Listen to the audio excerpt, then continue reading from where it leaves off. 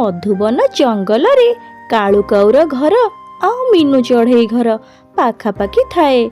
मीनू चढ़ई आ कालू काऊ बहुत भल सांग थिले। थरे कालू काऊ ता घरू बाहरी जाई दाना पई जाउथाए कि चढ़ई घरू भल बास्ना आसुथाए। कालू काऊ अटकी जाए। अरे चढ़ई घरू तो कौन बढ़िया बास्ना आसुची, लागुची चढ़ई कौन स्पेशल रांधुची। जाए चढ़ई घरू टिके देखी आसे।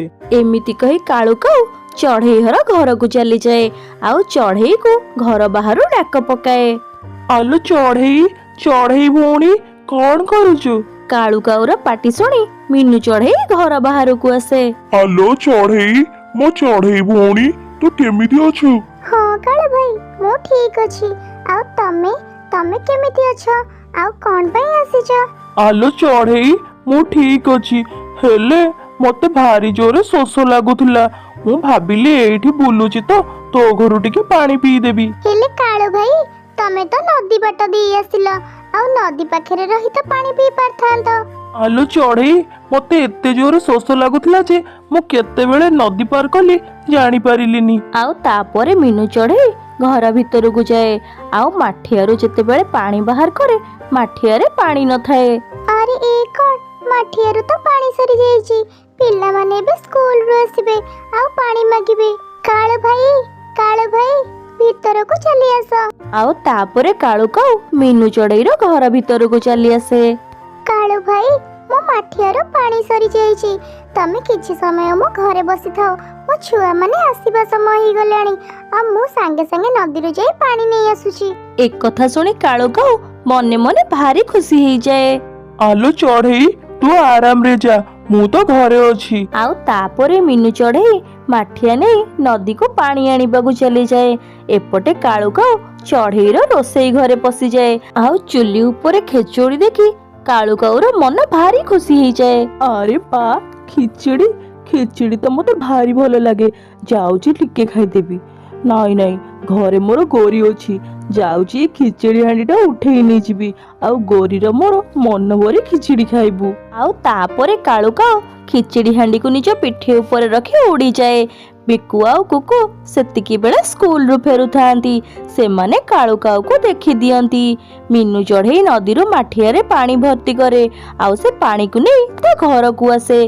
घर को आसी देखे तो कालू काऊ न थाए। मिकु आउ कुकु तमे कोन कालू अंकल को देखिछ? मम्मा आमे जते बेले स्कूल रो आसिलु कालू अंकल गोटे हांडीटा रखी जाउथिले। अरे मो खिचड़ी हांडी कालू काऊ मो खिचड़ी हांडी नै गला। आउ तापरे मीनू चढ़ई रोसई घर को चली जाए। रोसई घरे चुली ऊपर खिचड़ी हांडी न थाए। आलो कालू एते खिचड़ी तमे कोठु पाइलो? आलो गोरी ए खिचड़ी हांडी मु चढ़ई घरू चोरई आनिची। चढ़ई को नदी को पानी पे पठे देली। आउ गरम गरम खिचड़ीर बास्ना संभाली न पारी तो आउ मो पई नै आसिली। मो स्वामी केते भलो केते चिंता करूचंदी मो पई। मो खाइली न खाइली सेति पई चढ़ई रे पूरा खिचड़ी हांडी चोरई आनिले। आउ तापरे गोरी काऊ आउ कालू काऊ मन भरी खिचड़ी हांडीरो खिचड़ी आनी खाऊ थांती। मु एबे जाउची से कालू काऊ को एबे पचेरिबे जाईकी। आउ तापरे मीनू चढ़ई जोरे रागी जाए सीधा कालू काऊर घर पाखरे पहुंचे। ए कालू काऊ जल्दी कबाड़ खोल नहले तते मु जम्मारू छाड़ीबिनी। आलो गोरी लागुची चढ़ई जोरे रागी जाईची आउ घर को आसिलानी। एबे आमे कोन करबा? चुप कर कालू रही जा टिके। मु ए खिचड़ी हांडीटा को जाई रोसई घरे लुचेई दउची आ तमे जाओ कबाड़ खोलिबो। आउ तापरे कालू काऊ जाई घरर कपाट खोले। आलो चढ़ई कौन हैला तो काहेकि एते जोरे डाक पकाउची? मो पेट जोरे काटुथिला, मु सेथि पई तो घरु पळेई आसिली आउ सोईथिली। कालू भाई तम थंटरे कोन लागिची? तमे कोन खाउथिला? आलो चढ़ई मु तो घरु आसिला बेले रास्ता रे मते गोटे लंका मिलिथिला आउ से लंका को खाउथिली। कालू भाई काई से मिछ कथा गुडा को कहूचो? तम थंटरे मो खिचड़ी लागिची। मो पिला मानक पई मो केते श्रद्धा रे खिचड़ी करथिली आउ तमे से खिचड़ी हाणीडा को नै आसिलो। मो पिला मानक पई किछि भी रखिलोनी। आलो चढ़ई तो मते एते कथा कोन पई कहूचु? मु तोर खिचड़ी चोरई आनिनी। कालू भाई ତମ ପେଟ କାଟୁ, ତମେ ଛୋଟା ହେଇଯା, ତମେ କେମ୍ପା ହେଇଯାଅ। ଆଉ କାଳୁ ଭାଇ ତମେ ଗୋଟେ କଥା ମନେ ରଖ, ଆଜିଠାରୁ ତମେ ମୋ ଘରକୁ ଜମା ଆସିବନି। ତମର ମୋର ସମ୍ପର୍କ ଏତିକି। ମିନୁ ଚଢ଼େଇ ରାଗିକି କାଳୁ କାଉକୁ ବହୁତ କଥା ଶୁଣେଇ ଦିଏ ଆଉ ସେଠାରୁ ଚାଲିଯାଏ। କାଳୁ କାଉ ମୁହଁ ଫୁଲେଇକି ତା ଘରକୁ ଆସେ। ଗୌରୀ, ଆଲୋ ଗୌରୀ, ଚଢ଼େଇ ମୋ ଉପରେ ବହୁତ ଜୋରେ ରାଗି ଯାଇଛି। ସେ ମୋ ସହ ଆଉ କେବେ ବି କଥା ହବନି। ହେଇଟି କାଳୁ, ତମେ ସେ ଚଢ଼େଇ କଥା ଏତେ ଭାବନି। ସେ ଚଢ଼େଇର ରାଗ କିଛି ସମୟ ପାଇଁ, ଦେଖିବ କାଲି ସେ ତମ ସାଙ୍ଗରେ ଭଲରେ କଥା ହବ। ଏମିତି କହି ଗୋରି କାଉ ପୁଣି ଥରେ ଖିଚିଡ଼ି ଖାଇବାକୁ ଲାଗେ। ହେଲେ କାଳୁ କାଉ ମିନୁ ଚଢ଼େଇର କଥାକୁ ମନକୁ ନେଇଯାଏ ଆଉ ମନ ଦୁଃଖ କରେ। ସେ ଯାହା ବି ହଉ, ମତେ ଚଢ଼େଇର ସବୁ ଖିଚୁଡ଼ି ଆଣିବାର ନଥିଲା। ମୁଁ ଟିକେ ତ ଖିଚୁଡ଼ି ଆଣି ପାରିଥାନ୍ତି। କାଳୁ କାଉ ଚଢ଼େଇର କଥାକୁ ଜମାରୁ ବି ଭୁଲି ପାରେନି। ଏମିତି 2-4 ଦିନ ବିତିଯାଏ। ଆଉ ଦିନେ ମିନୁ ଚଢ଼େଇ ନଦୀକୁ ପାଣି ପିଇବାକୁ ଯାଇଥାଏ। ସେତିକି ବେଳେ କାଳୁ କାଉ ବି ମିନୁ ଚଢ଼େଇ ପାଖକୁ ଯାଏ। ଚଢ଼େଇ, ମିନୁ ଚଢ଼େଇ, ମୋ ଭଉଣୀ ତୁ କେମିତି ଅଛୁ? କାଳୁ କାଉର କଥା ଶୁଣି ମିନୁ ଚଢ଼େଇ ମୁହଁଟାକୁ ବୁଲେଇ ଦିଏ। ଆଲୋ ଚଢ଼େଇ, ମୁଁ ତୋ ସାଙ୍ଗରେ କଥା ହଉଛି। ତମେ ଏଠୁ ଚାଲିଯାଅ, ମୁଁ ତମ ସହିତ କିଛି ବି କଥା ହେବାକୁ ଚାହୁଁନି। ଆଉ ତାପରେ ମିନୁ ଚଢ଼େଇ ନିଜେ ସେଠାରୁ ଚାଲିଯାଏ। କାଳୁ କାଉ ମଧ୍ୟ ମନ ଦୁଃଖ କରି ତା ଘରକୁ ଫେରି ଆସେ। ଗୌରୀ, ଆଲୋ ଗୌରୀ, ଚଢ଼େଇ ମୋ ପିଲାଦିନର ସାଙ୍ଗ। ମୁଁ ତା ସହିତ ମଜା କରିପାରିବି, ହେଲେ ତାକୁ ରାଗି ପାରିବିନି। ତୁ ଜାଣିଛୁ, ସେ ମୋ ସହ ଆଜି ଯାଏଁ ବି କଥା ହଉନି। ମୁଁ ଭାବିଛି ମୁଁ ଆଜି ଖିଚୁଡ଼ି ରାନ୍ଧି ଖିଚୁଡ଼ି ହାଣ୍ଡି ତା ଘରେ ଦେଇ ଆସିବି। ହେଲେ କାଳୁ, ଘରେ କଣ ଡାଲି ଅଛି ନା ଚାଉଳ ଅଛି? ତମେ ଖିଚୁଡ଼ି ବନେଇବ? ଗୌରୀ, ମୁଁ ସବୁ ଆଣିବି, ତୁ ଚିନ୍ତା କରନି। ଆଉ ତାପରେ କାଳୁ କାଉ ଚିନି, ଡାଲି, ଚାଉଳ ସବୁ ନେଇ ଆସେ ଆଉ ଗୋରି କାଉ ଖିଚୁଡ଼ି ବନେଇ ଦିଏ। କାଳୁ କାଉ ସେ ଖିଚୁଡ଼ି ହାଣ୍ଡି ନେଇ ମିନୁ ଚଢ଼େଇ ଘରକୁ ଚାଲିଯାଏ। ଏ କଣ? ଆଉ ତମେ ମୋ ଘରକୁ କଣ ପାଇଁ ଆସିଛ? ଆଉ ତାପରେ କାଳୁ କାଉ କାନ୍ଦିବାକୁ ଲାଗେ।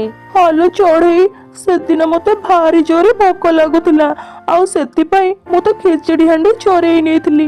ମତେ ଏମିତି କରିବାର ନଥିଲା, ଆଉ ଆଜି ମୁଁ ତୋ ପାଇଁ ଖିଚୁଡ଼ି ଆଣିଛି। ମତେ କ୍ଷମା କରିଦେ। ଠିକ ଅଛି କାଳୁ ଭାଇ, ଚୁପ୍ କର। କଣ ମତେ କନ୍ଦେଇବ ନା କଣ? ଏମିତି କହି ମିନୁ ଚଢ଼େଇ ହସିବାକୁ ଲାଗେ। ଆଉ ସେ ଖିଚୁଡ଼ି ହାଣ୍ଡିରୁ ଗୋଟେ ପ୍ଲେଟ୍ ଖିଚୁଡ଼ି ରଖି ବାକି ଖିଚୁଡ଼ିକୁ କାଳୁ କାଉକୁ ଦେଇଦିଏ। କାଳୁ କାଉ ସେ ଖିଚୁଡ଼ିକୁ ନେଇ ତା ଘରକୁ ଚାଲିଯାଏ। ଏମିତି କାଳୁ କାଉ ଆଉ ମିନୁ ଚଢ଼େଇ ମଧ୍ୟରେ ସବୁ ରାଗରୁଷା ସମାଧାନ ହେଇଯାଏ ଆଉ ସେମାନେ ପୁଣି ଥରେ ଭଲ ସାଙ୍ଗ ହେଇଯାଆନ୍ତି। ସାଙ୍ଗମାନେ ଏମିତି ନୂଆ ନୂଆ ଭିଡ଼ିଓ ଦେଖିବା ପାଇଁ ଆମ ଚ୍ୟାନେଲକୁ ସବସ୍କ୍ରାଇବ୍ କରନ୍ତୁ। ଭିଡ଼ିଓକୁ ଲାଇକ୍, କମେଣ୍ଟ, ସେୟାର ନିଶ୍ଚୟ କରନ୍ତୁ। ରହୁଛୁ, ଧନ୍ୟବାଦ।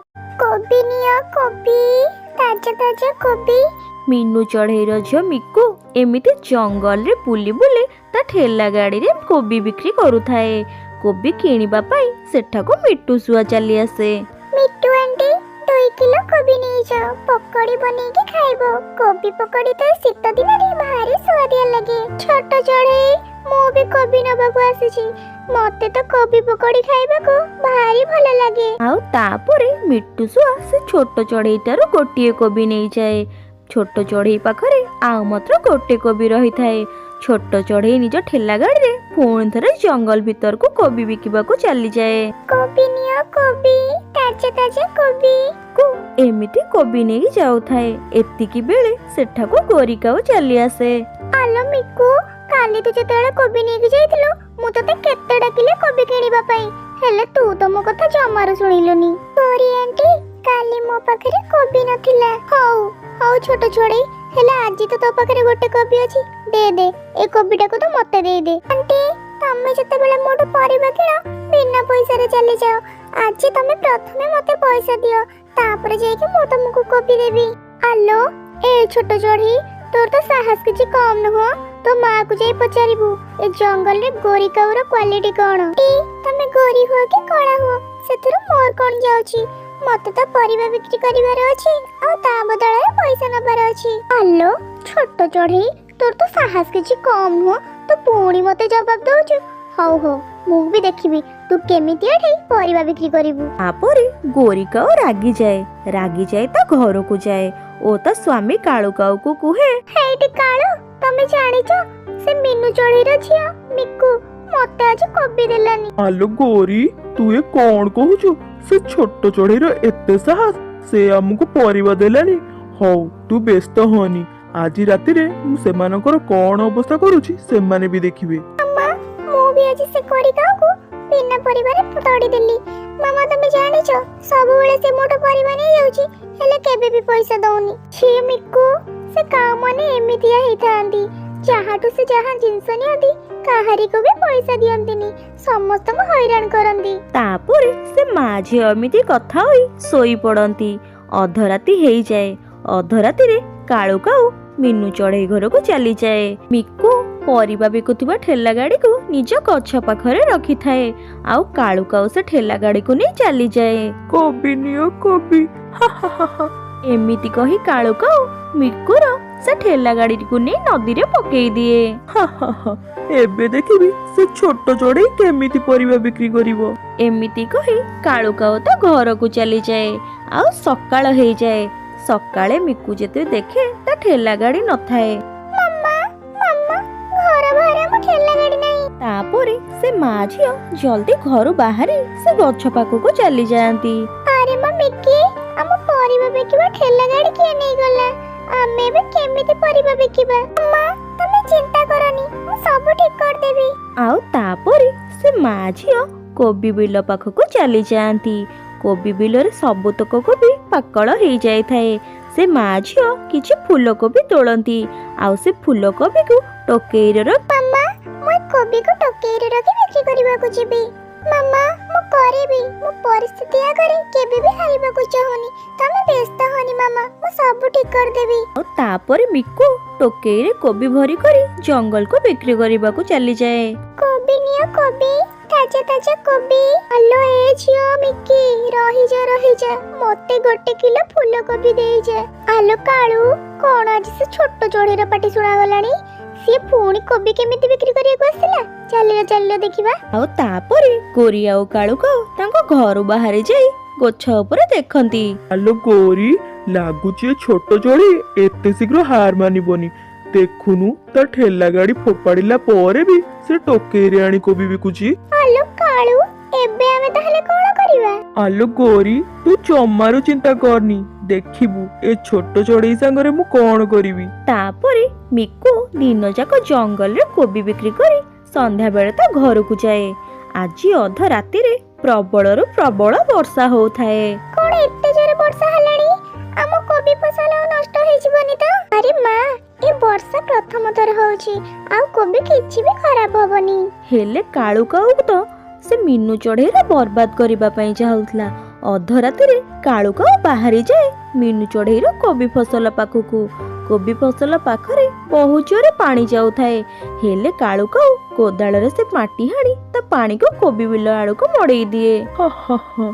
ଏବେ ନା ଏ କୋବି ରହିବ, ନା ସେ ଚଢେଇର ଗର୍ବ। ମୁଁ ଦେଖିବି ସେ ଛୋଟ ଚଢେଇ ଏବେ କଣ କରିବ। ତାପରେ କାଳୁ କାଉ ତା ଘରକୁ ପଳାଏ। ରାତି ସାରା ବର୍ଷା ହେଇ ସକାଳକୁ ବର୍ଷା ଛାଡିଯାଏ। ସକାଳୁ ସକାଳୁ ମା ଝିଅ 2 ଜଣ କୋବି ବିଲ ପାଖକୁ ଚାଲି ଯାଆନ୍ତି। କୋବି ବିଲରେ ପାଣି ଦେଖି ମା ଝିଅ ବହୁତ ଦୁଃଖୀ ହେଇଯାଆନ୍ତି। ମା ଚଢେଇ ଏସବୁ ଦେଖି ଭାରି ଜୋରେ କାନ୍ଦି ପକାଏ। ମାମା ଚୁପ ହେଇଯାଅ, ତମେ ତ ମତେ ସବୁବେଳେ ସାହସ ଦିଅ, ଆଉ ଆଜି ନିଜେ କାନ୍ଦୁଛ। ମିକୁ, ତୁ ଦେଖୁଛୁ ମା, ଆମର ସବୁ କୋବି ନଷ୍ଟ ହେଇଗଲା। ଆମେ ଏବେ କଣ କରିବା? ମାମା ତମେ ଜମାରୁ ଚିନ୍ତା କରନି, ଆମେ ଆମ କୋବି ବିଲରୁ ପାଣି ବାହାର କରିଦବା। ମିକୁ, ତୁ କୋବି ବିଲରୁ ପାଣି କେମିତି ବାହାର କରିବୁ? ମାମା, ମୁଁ ପାଣି ବାହାର କରୁଥିବା ମୋଟର ମେସିନରେ ଆମ କୋବି ବିଲରୁ ପାଣି ବାହାର କରିଦେବି, ତମେ ଟିକେ ଧୈର୍ଯ୍ୟ ଧର। ତାପରେ ମିକୁ ପାଣି ମଟର ଆଣିବା ପାଇଁ ତା ସାଙ୍ଗ ମକରା ଘରକୁ ଚାଲିଯାଏ। ଆରେ ମକୁ, ତୁ ଜାଣିଛୁ ମୋ କୋବି ଫସଲ ପାଣିରେ ବୁଡି ଯାଇଛି, ତୁ ମତେ ଟିକେ ସାହାଯ୍ୟ କର। ଆରେ ମିକୁ, କେମିତି? ମୁଁ ତତେ କେମିତି ସାହାଯ୍ୟ କରିବି? ଆରେ ମକୁ, ତମ ଘରେ ପା ପାଣି ମୋଟର ମେସିନ ଅଛି, ତୁ ମତେ ସେ ମେସିନ ଟିକେ ନେଇ ଆସେ, ଆମେ ଆମ କୋବି ବିଲରୁ ପାଣି ବାହାର କରିଦବା। ଆରେ ହଁ ହଁ ମିକୁ, ଚାଲ ଚାଲ, ମୁଁ ତତେ ଏ କାମରେ ନିଶ୍ଚୟ ସାହାଯ୍ୟ କରିବି। ମୁଁ ମୋ ମୋଟର ନେଇଯିବି। ଆଉ ତାପରେ ମକୁ ଗୋଟେ ଗାଡିରେ ତା ପାଣି ମୋଟର ମେସିନକୁ ନେଇଯାଏ। ଆଉ ମିକୁ ଆଉ ମକୁ 2 ଜଣ ଯାକ କୋବି ବିଲରୁ ସବୁ ପାଣି ବାହାର କରିଦିଅନ୍ତି। ଆଉ କିଛି ସମୟ ପରେ ମିକୁର କୋବି ବିଲରୁ ସବୁତକ ପାଣି ବାହାରି ପଡେ। ଆଲୋ କାଳୁ, ସେ ଚଢେଇ ତା ବିଲରେ ବସି କାନ୍ଦୁଥିବ। ଚାଲ ଚାଲ ଆମେ ଟିକେ ଯାଇ ଦେଖିବା। କୋବି, ମୋ କୋବି ସବୁ ପଚିଗଲା। ମୁଁ ଏବେ କଣ କରିବି? ଏମିତି ଗୋରି, ଏମିତି ସେ ଚଢେଇ ବସି କାନ୍ଦୁଥିବ। ଆଉ ତାପରେ ଗୋରି ଆଉ କାଳୁକୁ ମିନୁ ଚଢେଇର କୋବି ବିଲ ଠାରୁ ଟିକେ ଦୂରରେ ବସି ଦେଖନ୍ତି ଯେ କୋବି ବିଲରେ କିଛି ବି ପାଣି ନଥାଏ, ଆଉ ସବୁ କୋବି ପୁରା ତାଜା ହେଇଥାଏ। ଆଉ ସେ ବିଲ ପାଖରେ ମିନୁ ଚଢେଇ, ମକରା ଆଉ ତା ଝିଅ ମିକି ବସି କଥା ହଉଥାନ୍ତି। ମାମା, ତମେ ମତେ କହିଥିଲ ନା, ଯେତେବେଳେ ଆମକୁ ଅସୁବିଧାର ସାମ୍ନା କରିବାକୁ ପଡିବ ସେତେବେଳେ ଆମକୁ ହାର ମାନିବା କଥା ନୁହେଁ, ଆଉ ତାର ସାମ୍ନା କରିବା କଥା। ଦେଖ, ମୁଁ ଆଉ ମୋ ସାଙ୍ଗ ସବୁ କାମ କରିଦେଲି, ଆଉ ଏବେ ମୁଁ ପୁଣି ଥରେ କୋବି ବିକ୍ରି କରିବାକୁ ଯିବି। ହଁ ମୋ ଝିଅ, ଯିଏ ଆମର ଶତ୍ରୁ ହେଇଥାଉ ନା କାହିଁ, ଦେଖିବୁ ଗୋଟେ ଦିନ ସେ ଆମଠାରୁ ନିଶ୍ଚୟ ହାର ମାନିବ। କାଳୁ ଆଉ ଗୋରିକାଉ ସେମାନଙ୍କର କଥା ଶୁଣୁଥିଲେ। କାଳୁ, ଦେଖ, ଏବେ ଆମକୁ ହାର ମାନି ଯିବାର ଅଛି। ଆମେ ଯାହା ବି କଲେ ଏ ଚଢେଇ ତାର ସବୁ ଉପାୟ ବାହାର କରିଦଉଛନ୍ତି। ଚାଲ ଚାଲ, ଆମେ ଆଉ ଏମାନଙ୍କ ସହ ଲାଗିବାନି। ତାପରେ ଦୁଇ ଜଣ କାଉ ତାଙ୍କ ଘରକୁ ଚାଲିଯାଆନ୍ତି, ଆଉ ମିକୁ କୋବି ବିକ୍ରି କରିବାକୁ ଜଙ୍ଗଲ ଚାଲିଯାଏ। ସାଙ୍ଗମାନେ, ଏମିତି ନୂଆ ନୂଆ କାହାଣୀ ଦେଖିବା ପାଇଁ ଆମ ଚ୍ୟାନେଲକୁ ସବସ୍କ୍ରାଇବ କରିଦିଅନ୍ତୁ, ଆଉ ଭିଡ଼ିଓକୁ ଲାଇକ୍, କମେଣ୍ଟ, ସେୟାର ନିଶ୍ଚୟ କରନ୍ତୁ। ରହୁଛୁ, ଧନ୍ୟବାଦ।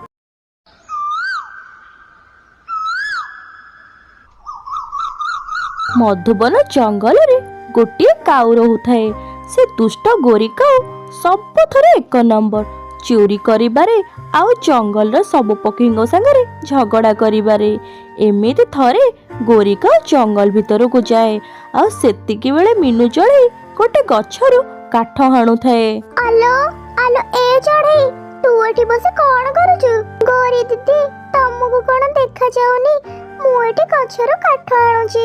ଆଲୋ ଚଢେଇ, ମତେ ତ ଦେଖାଯାଉଛି ତୁ ଗଛରୁ କାଠ ଆଣୁଛୁ, ହେଲେ ତୁ ଜାଣିପାରୁନୁ ତୁ ଯୋଉ ଗଛରୁ କାଠ ଆଣୁଛୁ ସେ ଗଛଟା ମୋର। ହେଲେ ଗୋରି ଦିଦି, ଏଇଟା ତମ ଗଛ ବୋଲି ଆମେ କେମିତି ଜାଣିବୁ? ଜଙ୍ଗଲର ସବୁ ଗଛରେ ସବୁ ପକ୍ଷୀଙ୍କର ତ ଅଧିକାର ଅଛି। ଆଲୋ ଚଢେଇ, ତୁ କଣ ଜାଣିନୁ? ଏ ଗଛଟା ମୋ ଦାଦା ଲଗେଇକି ଯାଇଥିଲେ, ସେ ମରିଗଲେ କଣ ହେଲା? ଏ ଗଛଟା ତ ମୋର, ମୁଁ ତ ତାଙ୍କ ଝିଅ। ହେଲେ ଗୋରି ଦିଦି, ଏ କାଠ ମୁଁ ତମକୁ ଜମା ବି ଦେଇପାରିବିନି। ମୁଁ ସକାଳୁ ଆସି ବହୁତ କଷ୍ଟରେ କାଠ ଆଣିଛି, ଆଉ ତମେ ଏବେ ଏ ଗଛ ମାଲିକ ହୋଇ ଆସିଲେ କଣ ହବ? ଆଲୋ ଚଢେଇ, ତୋର ତ ସାହସ କିଛି କମ୍ ନୁହଁ। ଏଡିକି ବକଟେ ହେଇଛୁ, ଆଇଛୁ ମୋ ସାଙ୍ଗରେ ଝଗଡ଼ା କରିବାକୁ। ଯା, ଜଲ୍ଦି ଏଠୁ ଯା। ଆଉ ତାପରେ ଗୋରି କାଉ ଚଢ଼େଇ କାଟିଥିବା କାଠକୁ ନେଇ ସେଠାରୁ ଚାଲିଯାଏ। ମିନୁ ଚଢ଼େଇ ଗୋରିକୁ ସେମିତି ଚାହିଁଥାଏ। ଆଲୋ ଗୋରି, ତୁ ଏ କାଠ କୋଉଠୁ ନେଇ ଆସିଲୁ? ସେ ପୁଣି ଏତେ ଜଲ୍ଦି? ହେଇଟି କାଳୁ, ଜାଣିଛ, ଏ କାଠ ତକ ସବୁ ସେ ଛୋଟ ଚଢେଇ ଆଣିଥିଲା, ଆଉ ତାଠୁ ମୁଁ ଏ କାଠକୁ ଛଡେଇ ଆଣିଛି। ଆଲୋ ଗୋରି, ତୁ ତ ମୋଠାରୁ ବି 2 ହାତ ଅଧିକ ଅଛୁ। ଆଉ ଏମିତି ଦିନେ ଗୋରି କାଉ ଜଙ୍ଗଲକୁ ଯାଉଥାଏ।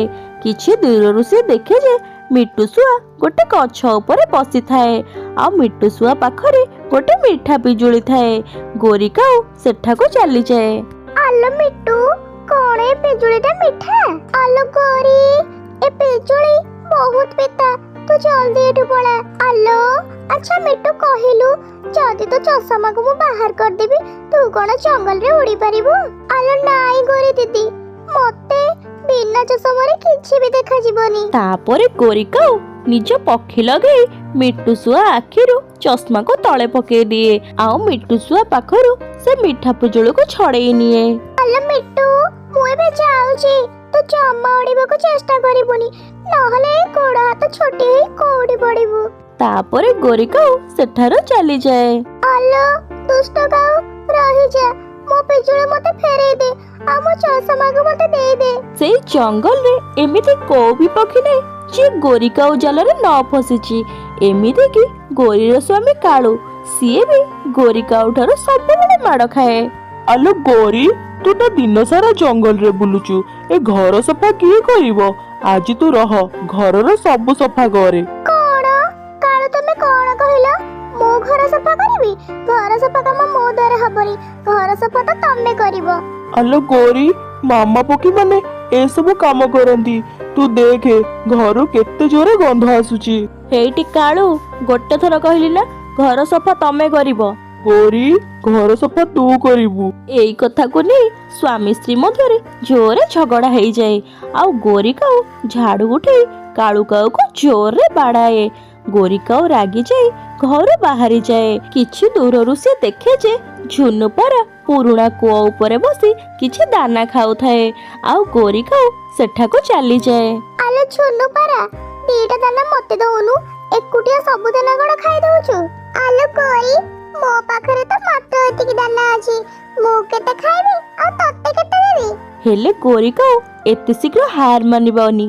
ସିଏ ଝୁନୁପରାଠୁ ସେ ଦାନାକୁ ଛଡଉଥାଏ। ଦାନା ଛଡେଇବା ଭିତରେ ଗୋରିକାଉର ଗୋଡ ଖସିଯାଏ। ଆଉ ଗୋରିକାଉ ସିଧା ସେ ପୁରୁଣା କୂଅ ଭିତରେ ପଶିଯାଏ। ଗୌରୀ, ଏବେ ତୁ ଦାନା ଖାଉଥା, ଏଇ କୂଅ ଭିତରେ ପଡି ସେ ଦାନାକୁ ସବୁ ଖାଇଦାଏ। ମୁଁ ଏବେ ଯାଉଛି। ଆଲୋ ଆଲୋ ଏ ଛୁନୁ ପାରା, ମତେ ତ ଛାଡିକି କୁଆଡେ ଯାନି, ନହେଲେ ଏ କୂଅ ଭିତରେ ମୁଁ ମରିଯିବି। ଆଲୋ ଗୌରୀ, ତୁ ଏ କୂଅ ଭିତରେ ପଡି ମରିଯା। ସବୁ ପକ୍ଷୀ ମାନଙ୍କର ତୁ ଯେତିକି ହଇରାଣ କରିଛୁ ଆଉ କଷ୍ଟ ଦଉଛୁ, ତତେ ବି ମରିଯିବା ଦରକାର। ଆଉ ତାପରେ ଝୁନୁପରା ସେଠାରୁ ଚାଲିଯାଏ। ଗୋରିକାଉ ସେ କୂଅ ଭିତରେ ସେମିତି କାନ୍ଦୁଥାଏ। ଝୁନୁପରା ସିଧା କାଳୁକାଉ ପାଖକୁ ଯାଏ। କାଳୁ, ହେଇଟି ତୋ ସ୍ତ୍ରୀ କୂଅରେ ପଡି ଯାଇଛି, ଯା ଯା, ତାକୁ ତୁ ଯାଇ ସେ କୂଅରୁ ବାହାର କର। କଣ? ସେ ଗୌରୀ କୂଅରେ ପଡିଯାଇଛି? ଭଲ ହେଇଛି, ସେ କୂଅରେ ପଡି ସେ ମରିଯାଉ। ମୋ ଜୀବନକୁ ପୁରା ନର୍କ କରି ସାରିଲାଣି। ଆଉ ସେଇ କୂଅ ବାଟ ଦେଇ ମିନୁ ଚଢେଇ ଯାଉଥାଏ। ମିନୁ ଚଢେଇକୁ କୋଉ ପକ୍ଷୀର ଡାକ ଶୁଣାଯାଏ।